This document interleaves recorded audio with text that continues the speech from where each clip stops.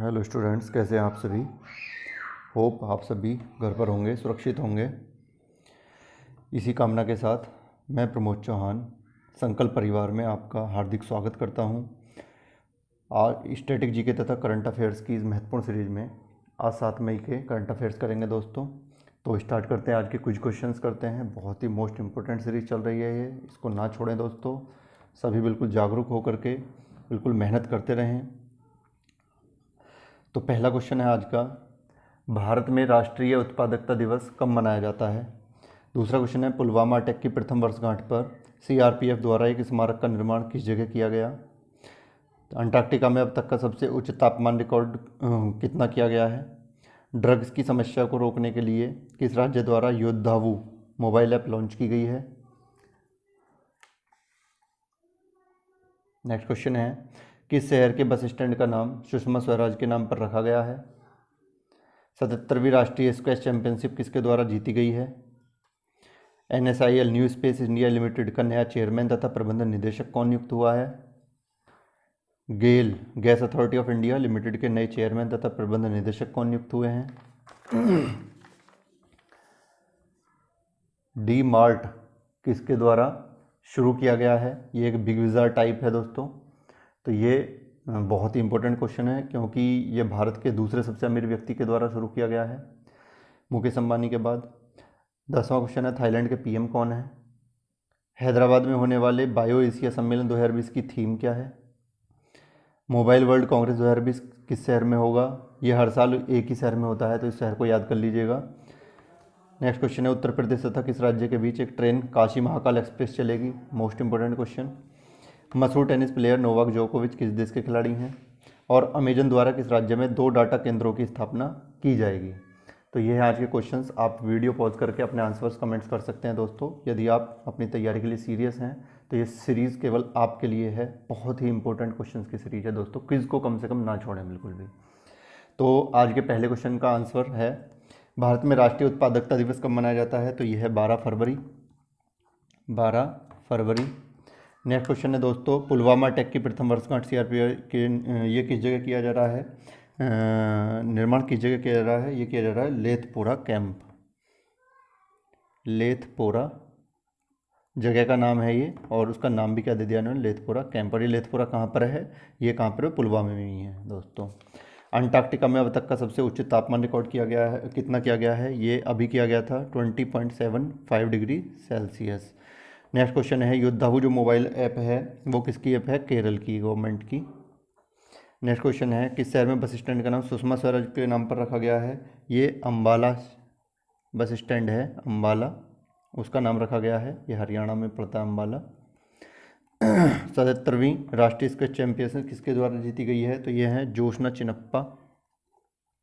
Joshna Chinappa. New space India limited जो है, इनके चेयरमैन कौन बनाए गए हैं, जी नारायणन। जी नारायणन। नारायणन। गेल गैस अथॉरिटी इंडिया लिमिटेड जो है, इसके प्रबंधन निदेशक तथा चेयरमैन कौन बने हैं, मनोज जैन।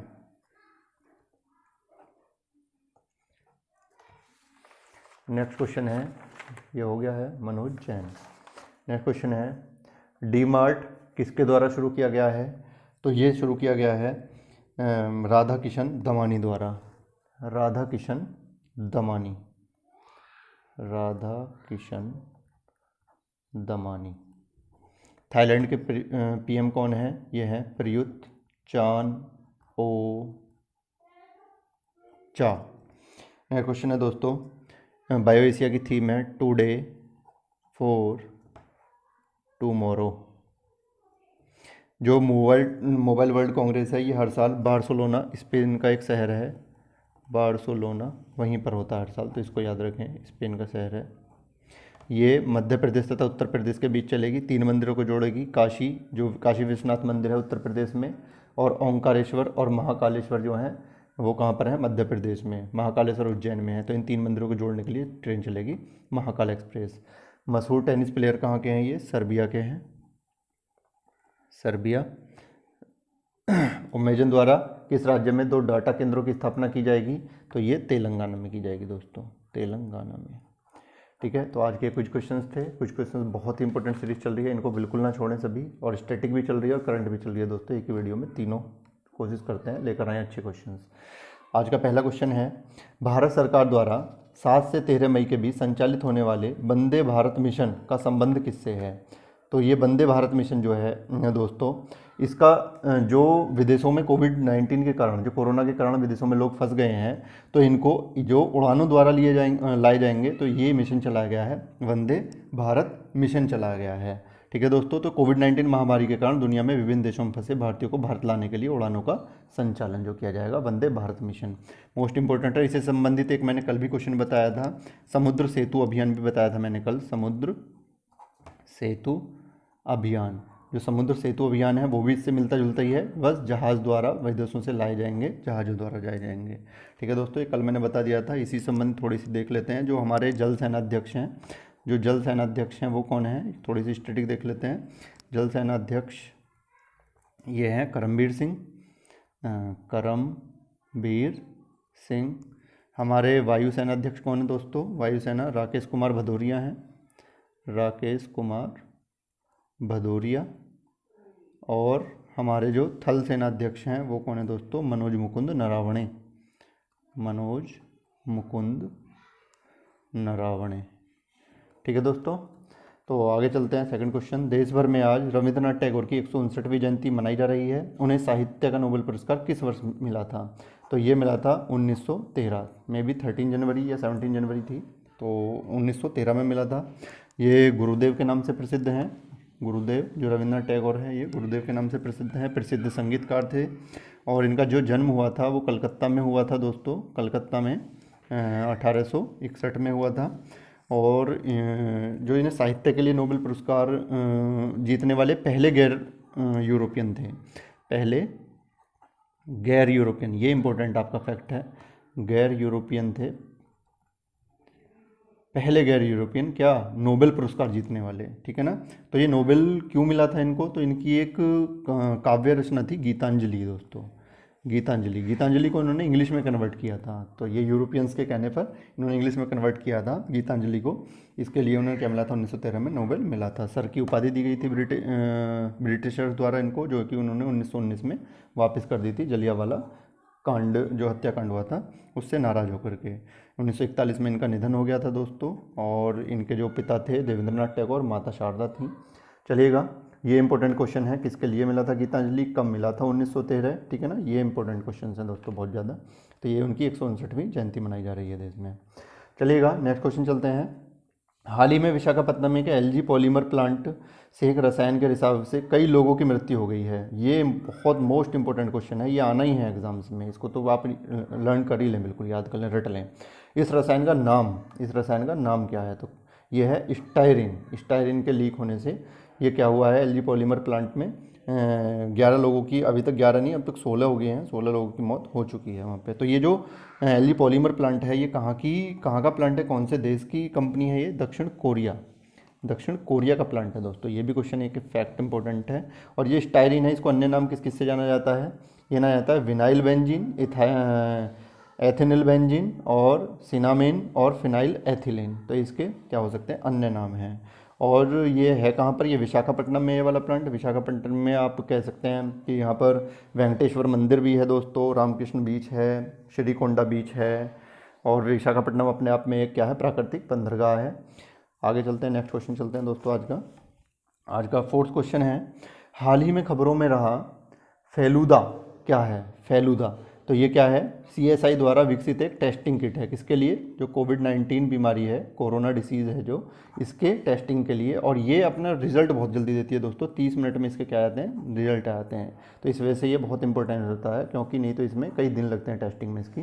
तो फेलुदा क्या है? एक CSIR द्वारा विकसित एक टेस्टिंग किट है। चलिएगा, नेक्स्ट क्वेश्चन चलते हैं दोस्तों। नैनो साइंस एंड टेक्नोलॉजी के क्षेत्र में निम्नलिखित में से किसे यंग कैरियर अवार्ड 2020 मिला है? तो ये मिला है किसको? सौरभ लोढ़ा। ये मिला है सौरभ लोढ़ा। कौन है ये? IIT बॉम्बे में प्रोफेसर हैं दोस्तों, IIT बॉम्बे में प्रोफेसर हैं। ठीक है दोस्तों, और इन्होंने ये जो है लॉजिक ट्रांजिस्टर तकनीकों का विकास किया है, जिसके लिए इन्हें क्या मिला है? यंग कैरियर अवार्ड 2020 से सम्मानित किया गया है। ठीक है दोस्तों, नेक्स्ट क्वेश्चन चलते हैं।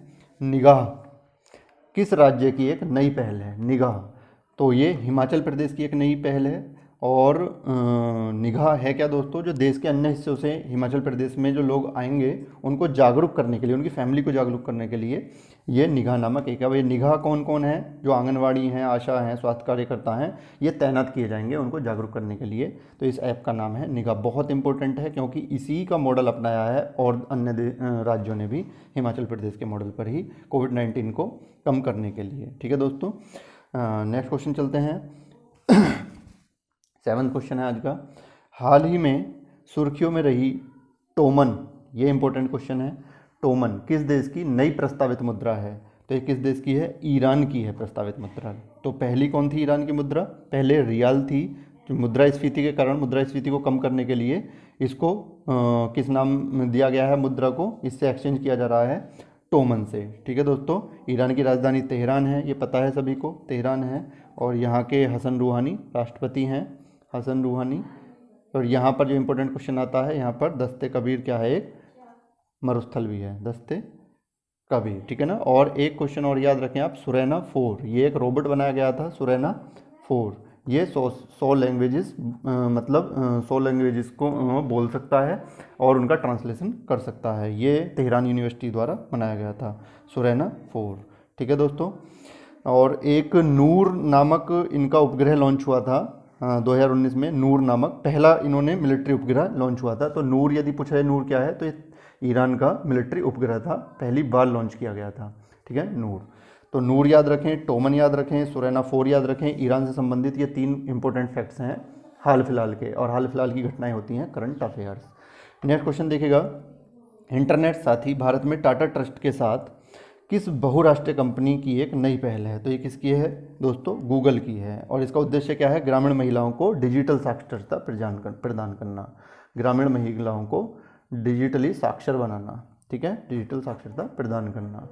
नेक्स्ट क्वेश्चन है, आयुष्मान कवच कोविड एप्लीकेशन को हाल ही में किस राज्य द्वारा लॉन्च किया गया है?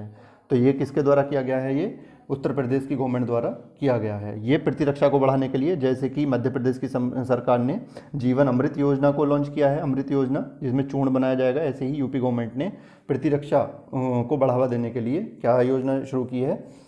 आयुष कवच कोविड एप्लीकेशन शुरू की है। तो ये देखिएगा दोस्तों, इसमें हम देख सकते हैं यूपी से संबंधित और भी कुछ देख सकते हैं। यूपी से कन्या सुमंगला योजना यहाँ की इंपॉर्टेंट योजना है जो अभी तक चली आ रही है। कन्या सुमंगला योजना है। यहाँ पर अभी अभी जो भूजल अधिनियम है, भूजल अधिनियम 2020 अभी अभी स्वीकृति मिल गई है इसको। ठीक है, योगी गवर्नमेंट में जो भूजल है हमारा, उसको जो निरर्थक हम क्या कर देते हैं, इसका दुरुपयोग करते हैं, उसको रोकने के लिए भूजल अधिनियम 2020 की स्वीकृति मिल गई है। आनंदीबेन पटेल यहाँ की क्या है? गवर्नर हैं। और आपके सीएम आपको पता ही है, योगी आदित्यनाथ हैं। और एक दस्तक अभियान और बहुत मोस्ट इंपॉर्टेंट अभियान था यहाँ का, दस्तक अभियान यूपी का, जिसके अंतर्गत जो जापानी एंसेफ्लाइटिस है, जापानी इंसेफ्लाइटिस, ये बुखार था जापानी इंसेफ्लाइटिस, और जो था आपका एक्यूट इंसेफ्लाइटिस सिंड्रोम जो था, एक्यूट इंसेफ्लाइटिस सिंड्रोम, इनको रोकने के लिए एक अभियान चलाया गया था यूपी में, दस्तक अभियान। और एक जिला एक उत्पाद यहाँ की योजना है, मोस्ट इम्पोर्टेंट। और यहाँ पे एक मोस्ट इम्पोर्टेंट फैक्ट्स आप यूपी का जान लीजिएगा दोस्तों। देश का पहला ट्रांसजेंडर विश्वविद्यालय, देश का पहला ट्रांसजेंडर विश्वविद्यालय कहाँ पर बन रहा है? यूपी में। मोस्ट इम्पोर्टेंट फैक्ट है, देश का पहला ट्रांसजेंडर विश्वविद्यालय। और यूपी में भी कहाँ पर पूछा जाए आपको? कुशीनगर में। और देश का ही पहला पुलिस विश्वविद्यालय भी बन रहा है कहाँ पर? ग्रेटर नोएडा में। यदि आपसे पूछा जाए देश का पहला पुलिस विश्वविद्यालय कहाँ पर बन रहा है, वो भी कहाँ पर बन रहा है? ग्रेटर नोएडा में, यूपी में ही है ये भी, ग्रेटर नोएडा। ठीक है दोस्तों, नेक्स्ट क्वेश्चन चलते हैं। हाल ही में सुर्खियों में रहा लॉन्ग मार्च 5B रॉकेट किस देश का प्रमुख लॉन्च वाहन है? तो ये किसका है? चीन का लॉन्च वाहन है ये। चीन की राजधानी आपको पता है क्या है? बीजिंग है। यहाँ के शी जिनपिंग क्या है? राष्ट्रपति हैं शी जिनपिंग। और यहाँ की जो मुद्रा है वो क्या है? युआन है। और एक इम्पोर्टेंट फैक्ट है, यहाँ की जो यांगसी नदी है, यांगसी रिवर, वो एशिया की लॉन्गेस्ट रिवर है चीन की। नेक्स्ट चलो आगे चलते हैं। आंध्र प्रदेश सरकार की वाईएसआर मत्स्यकारा भरोसा योजना के लाभार्थी कौन हैं? तो ये मछुआरों के परिवार हैं। जब लॉकडाउन में मछुआरे, क्योंकि मछली उत्पादन में ही क्या करते हैं, वो मछलियों को पकड़ करके उनको बेचते हैं, उन्हीं से उनका परिवार चलता है। लेकिन अब लॉकडाउन में सब बंद है, तो प्रत्येक परिवार को 10,000 रुपये की वित्तीय सहायता दी जाएगी। ठीक है, आंध्र प्रदेश गवर्नमेंट द्वारा। तो यही एक कौन सी योजना चलाई उन्होंने? वाईएसआर मत्स्यकारा भरोसा योजना चलाई है। तो ये थे आज के करंट अफेयर्स दोस्तों। आज की स्टैटिक देख लेते हैं। पहले कल का जो स्टैटिक क्वेश्चन था उसका आंसर देख लेते हैं। ये कई बच्चों ने ठीक बताया है, तो इसका राइट आंसर था प्रतिष्ठा और अवसर की समता। ठीक है दोस्तों, आज का देख लेते हैं, स्टैटिक क्वेश्चन देख लेते हैं आज के। सबसे पहला है, जो भारत के नियंत्रक एवं महालेखा परीक्षक कैग जो होता है, कंट्रोलर एंड ऑडिटर जनरल की कार्य अवधि क्या होती है? तो ये इंपॉर्टेंट है, क्योंकि वहाँ पे 5 वर्ष या 65 वर्ष होती है, लेकिन इसकी कितनी है? 6 वर्ष अथवा 65 वर्ष, जो भी पहले हो। नियुक्ति कौन करता है कैग की? राष्ट्रपति करता है। पद से ऐसे ही हटाया जाता है जैसे सुप्रीम कोर्ट के न्यायाधीश को हटाया जाता है दोस्तों। नेक्स्ट क्वेश्चन है आज का, किस पद की शपथ या प्रतिज्ञान के प्रारूप का उल्लेख भारत के संविधान की तीसरी अनुसूची में नहीं है? तो एक इसका नहीं है, राष्ट्रपति का। मोस्ट इंपोर्टेंट क्वेश्चन है स्टैटिक का, राष्ट्रपति का उल्लेख तीसरी अनुसूची में नहीं है। ठीक है दोस्तों, राष्ट्रपति का फिर कौन से आर्टिकल में है? आर्टिकल 60 में पद की शपथ का इसका क्या है? उल्लेख है। तो तीसरी अनुसूची में कौन से पदों की शपथ का जिक्र है? ये मैंने यहाँ पे सूची बना दी है। संघ मंत्री के लिए पद और गोपनीयता की शपथ, जो पीएम होता है हमारा, संसदीय चुनाव लड़ने वाले मंत्री, संसद में सदस्य जो होते हैं हमारे एमपीज वगैरह, और कैग और सीजीआई तथा अन्य जितने भी न्यायाधीश होते हैं वो, उच्च न्यायालय के न्यायाधीश होते हैं वो, राज्य विधानमंडल के सदस्य और राज्य के मंत्री के लिए और गोपनीयता की शपथ। ठीक है दोस्तों, तो आज का क्विज तथा करंट अफेयर्स स्टैटिक आपको कैसी लगी? कृपया कमेंट्स करके ज़रूर बताएं। ये बहुत ही इंपॉर्टेंट सीरीज चल रही है।